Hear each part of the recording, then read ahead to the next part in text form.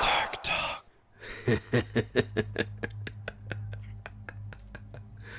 Oh, welcome back to another edition of Tark in the Dark.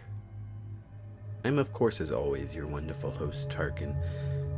And today we have another very special story. This one is called Autopilot. So I'm just going to jump right in. Autopilot. Have you ever forgotten your phone? When did you realize you'd forgotten it? I'm guessing you didn't just smack your forehead and exclaim, "Damn!" The realization probably didn't dawn on you spontaneously. More likely, you reached for your phone, pawing open your pocket or handbag, and were momentarily confused by it not being there. Then you did a mental restep of the morning's events. Shit. In my case, my phone's alarm woke me up, as normal, but I realized the battery was lower than I expected. It was a new phone, and it had this annoying habit of leaving applications running that drained the battery overnight. So, I put it onto charge while I showered instead of into my bag like normal. It was a momentary slip from the routine, but that was all it took. Once in the shower, my brain got back into the routine it follows every morning, and that was it. Forgotten. This wasn't just me being clumsy. As I later researched, this is a recognized brain function. Your brain doesn't just work on one level, it works on many. Like when you're walking somewhere, you think about your destination and avoiding hazards. But you don't need to think about keeping your legs moving properly. If you did, the entire world would turn into one massive, hilarious Q-op cosplay. I wasn't thinking about regulating my breathing. I was thinking whether I should grab a coffee on the drive to work. I did. I wasn't thinking about moving my breakfast through my intestines. I was wondering whether I'd finish on time to pick up my daughter, Emily, from nursery after work, or get stuck with another late fee.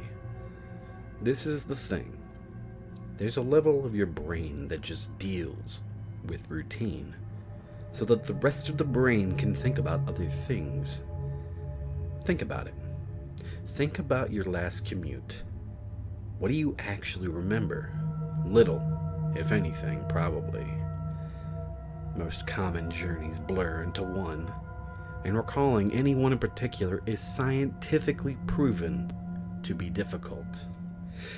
Do something often enough and it becomes routine. Keep doing it and it stops being processed by the thinking bit of the brain and gets relegated to a part of the brain dedicated to dealing with routine. Your brain keeps doing it without you thinking about it. Soon, you think about your routine to work as much as you do keeping your legs moving when you walk. As in, not at all. Most people call it autopilot, but there's danger there. If you have a break in your routine, your ability to remember and account for the break is only as good as your ability to stop your brain going into routine mode. My ability to remember my phone being on the counter is only as reliable as my ability to stop my brain entering morning routine mode, which would dictate that my phone is actually in my bag. But I didn't stop my brain entering routine mode. I got in the shower as normal. Routine started. Exception forgotten. Autopilot engaged. My brain was back in the routine. I showered, I shaved. The radio forecast amazing weather. I gave Emily her breakfast and loaded her into the car.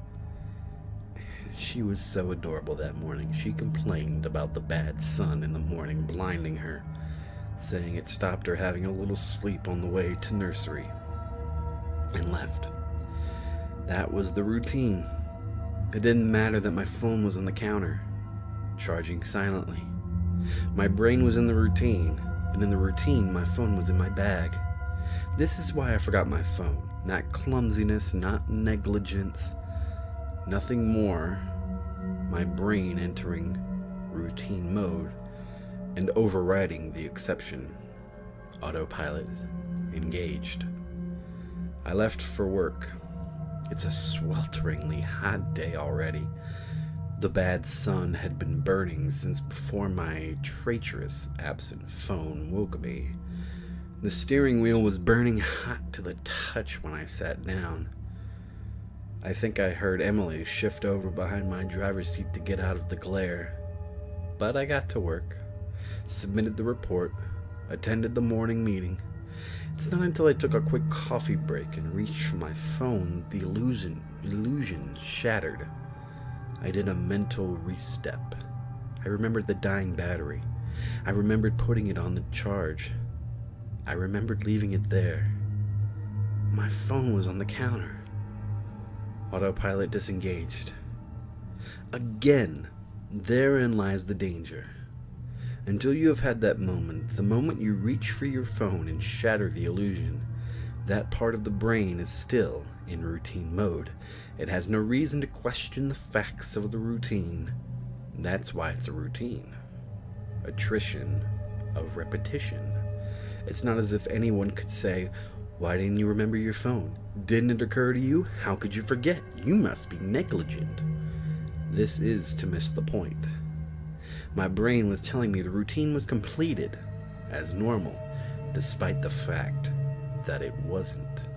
It wasn't that I forgot my phone. According to my brain, according to my routine, my phone was in my bag. Why would I think to question it? Why would I check? Why would I suddenly remember, out of nowhere, that my phone was on the counter? My brain was wired into the routine, and the routine was that my phone was in my bag. The day continued to bake. The morning haze gave way to the relentless fever heat of the afternoon. Tarmac bubbled. The direct beams of heat threatened to crack the pavement. People swapped coffees for iced smoothies, jackets discarded, sleeves rolled up, ties loosened, brows mopped. The park slowly filled with sunbathers and barbecues. Window frames threatened to warp. The thermometer continued to swell. Thank fuck the offices were air-conditioned. But, as ever, the furnace of the day gave way to a cooler evening. Another day, another dollar. Still cursing myself for forgetting my phone, I drove home. The day's heat had baked the inside of the car, releasing a horrible smell from somewhere. When I arrived on the driveway, the stones crunching comfortingly under my tires, my wife greeted me at the door. "Where's Emily?" Fuck. As if the phone wasn't bad enough. After everything, I'd left Emily at the fucking nursery after all. I immediately sped back to the nursery. I got to the door and started practicing my excuses, wondering vainly if I could charm my way out of a late fee. I saw a piece of paper stuck to the door. "Due to vandalism overnight, please use side door today only." Overnight? What? The door was fine this morning. I froze. My knees shook. Vandals. A change in the routine. My phone was on the counter. I hadn't been here this morning. My phone was on the counter. I'd driven past because I was drinking my coffee. I'd not dropped off Emily. My phone was on the counter. She'd moved her seat. I hadn't seen her in the mirror. My phone was on the counter. She'd fallen asleep out of the bed, son. She didn't speak when I drove past her nursery. My phone was on the counter. She'd changed. It was a routine. My phone was on the counter. She changed the routine, and I'd forgotten to drop her off. My phone was on the counter.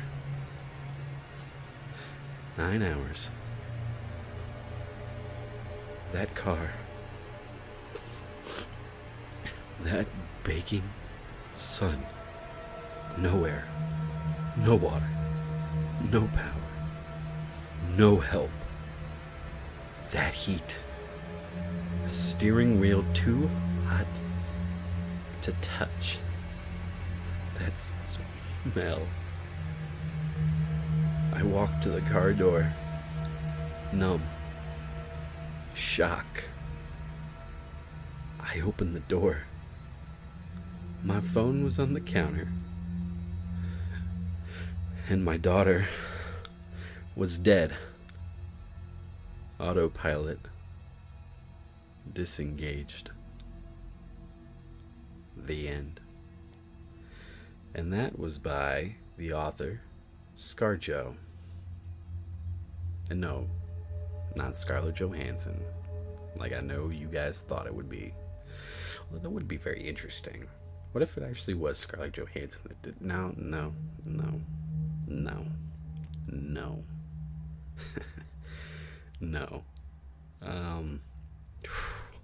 If she did, she certainly has a fucked up sense of fucking humor or whatever.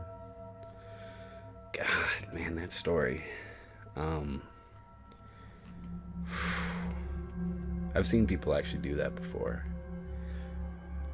I mean, you see it on the news every now and again. They leave kids in the burning hot car, and little infants or anything. They won't survive. So, man, it's a creepypasta, alright. It's a very sad story too. I mean, not that they aren't all sad in their own way, but this is real, and I mean, thank God I've actually never seen anything like that happen, but I know people that have suffered through something like that. And, it's never any fun. Thank you for listening. Thank you for the support. I appreciate this. If you like this episode, like, comment, share with friends, do whatever you want to do. I'm gonna love you all the same. I just want to make sure, I want to tell you guys that, I love you all. The support and everything you guys give me is what keeps me going. And this is fun. I enjoy this. Sorry, that story got a little heavy there for a little bit. Ooh. All right. Well, most importantly, have a spooky, scary night. Good night.